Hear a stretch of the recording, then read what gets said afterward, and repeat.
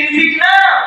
আপনি বিশাল দামি গাড়িতে ঘুরতেছেন, আপনার গাড়ির দাম কোটি কোটি টাকা, কিন্তু আপনার গাড়ি অ্যাক্সিডেন্ট করে 2 পা ভেঙে গেছে। আপনি জানেন আপনার সারা জীবন বিছানায় শুয়ে কাটানো লাগবে, আপনার 2 চোখ বন্ধ হয়ে গেছে। গাড়ি কেনার সময় যদি বলা হতো যে এরকম 5 কোটি টাকা গাড়ি দাও, অ্যাক্সিডেন্ট কিন্তু বুধবার দিন হবে, তুই গাড়ি নিবি না বলে গাড়ি আমার সুস্থ থাকা দরকার। আমার 2 বার তোর বছর তার মানে রিজিক আপনার সুস্থতা।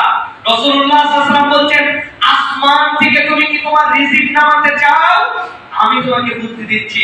হযরতে আলী ইবনে আবি তালেব রাদিয়াল্লাহু তাআলা বলেন, ইস্তানজিলুর রিজকা বিস সাদাকাহ, আসমান থেকে রিজিক নামে সাদাকা দিও। সুবহানাল্লাহ। সাদাকা করো, তোমার রিজিক নামাও। হযরত আয়েশা সিদ্দিকা রাদিয়াল্লাহু তাআলা আনহা একদিন রোজা ছিলেন, একজন মিসকিন জোহরের নামাজের পরে আসলো, বলল আমাকে কিছু দেন।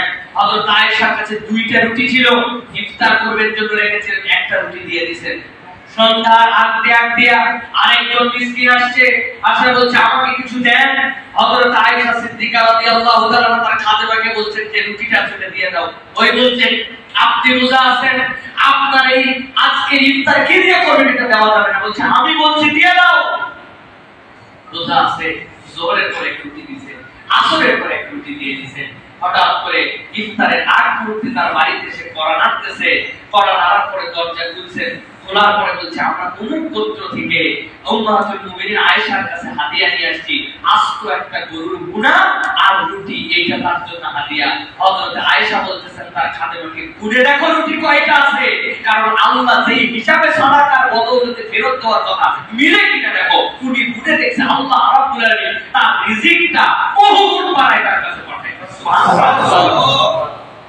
এইজন্য হযরত আলী ইবনে আবি তালেব বলেছেন, ইস্তানজিলুর রিজকা বিস সাদাকা, তোমরা তোমাদের রিজিকটাকে আসমান থেকে নামাও সাদাকা দিয়া। ইবনে আবি দুনিয়া